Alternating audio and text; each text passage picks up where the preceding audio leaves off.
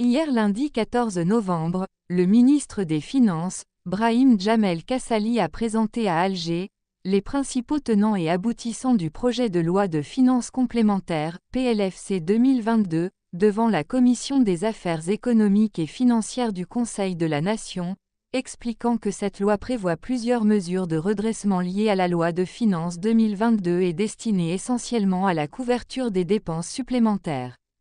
Lors d'une séance présidée par Noureddine Tadj, président de la Commission des affaires économiques et financières, consacrée à l'examen du projet de loi portant approbation de l'ordonnance N2201 du 3 août 2022 portant projet de loi de finances complémentaires PLFC pour l'exercice 2022, Brahim Djamel Kassali a révélé que, d'après les prévisions sur lesquelles se base la loi de finances complémentaires 2022, l'Algérie va souffrir d'un déficit global de moins 5 467 milliards d'A, à savoir l'équivalent de 39,4 milliards de dollars USD.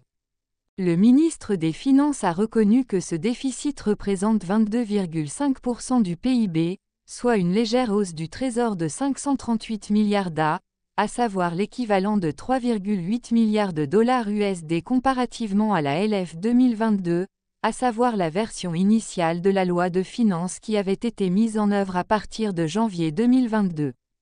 Le déficit budgétaire s'aggrave en Algérie et ne cesse d'atteindre des records inédits. Il faut savoir que selon un récent rapport de la Cour des comptes, le déficit budgétaire global a atteint 2082 milliards de dinars en 2018, soit 3 fois plus qu'en 2017, avec une hausse significative pour les dépenses d'équipement, plus 74,1%.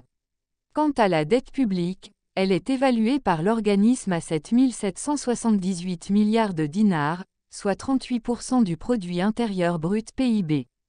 Il faut savoir qu'en économie, la dette publique brute désigne la somme de toutes les sommes d'argent qui doivent être payées à d'autres États et communautés, mais aussi à des communes ou à des institutions nationales. En revanche, la dette brute ne comprend pas les créances qu'un État a lui-même envers d'autres. Entre 1998 et 2020, le budget de la dette en Algérie a varié entre 6,4 milliards et 62,7 milliards d'euros. Le niveau le plus élevé des 22 dernières années a été atteint en 2019. En 2020, en revanche, les dettes ne s'élevaient plus qu'à 62 milliards d'euros.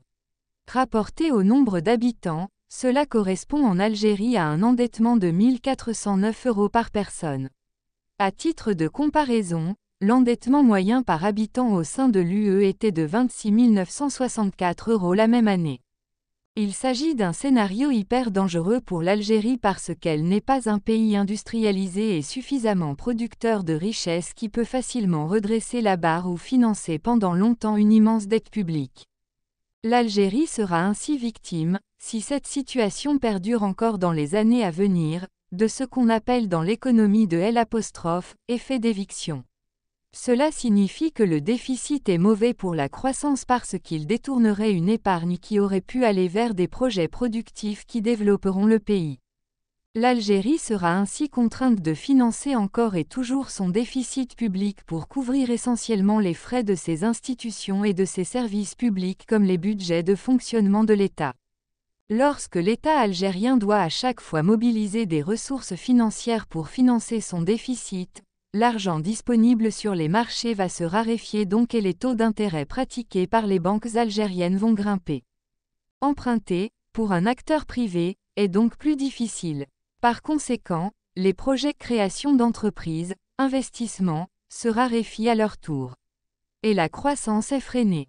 L'Algérie vit cette situation depuis 2017 à 2018, date à laquelle les déficits budgétaires ont commencé à battre des records à cause de la baisse des recettes de la fiscalité pétrolière qui chute depuis la crise pétrolière de 2014 avec l'effondrement progressif des prix du baril de pétrole.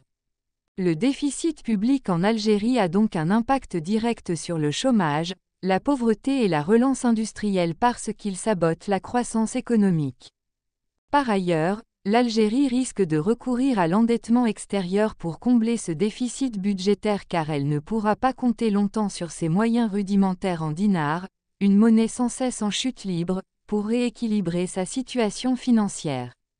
La Banque d'Algérie ne pourra pas résister longtemps face à la chute interminable des recettes fiscales provenant des exportations des hydrocarbures. Les hydrocarbures ont représenté en moyenne sur la période 2004-2018 sur 96% des exportations du pays, 43% des recettes fiscales et 21% du PIB. Face à une telle dépendance des hydrocarbures, l'Algérie ne pourra pas utiliser longtemps des leviers internes pour gérer son immense déficit budgétaire. L'endettement extérieur paraît donc inévitable. Or, faute d'une véritable vision stratégique économique axée sur de nouvelles sources de richesse et sans de nouvelles sources de recettes fiscales pour l'État, l'Algérie risque de s'endetter pour nourrir sa populaire et combler ses besoins primaires. Exactement comme à la fin des années 80 et tout au long de la décennie des années 90 où l'Algérie s'est endettée au-delà de 30 milliards de dollars pour ne pas s'effondrer et provoquer les pénuries des produits alimentaires et stratégiques comme les médicaments.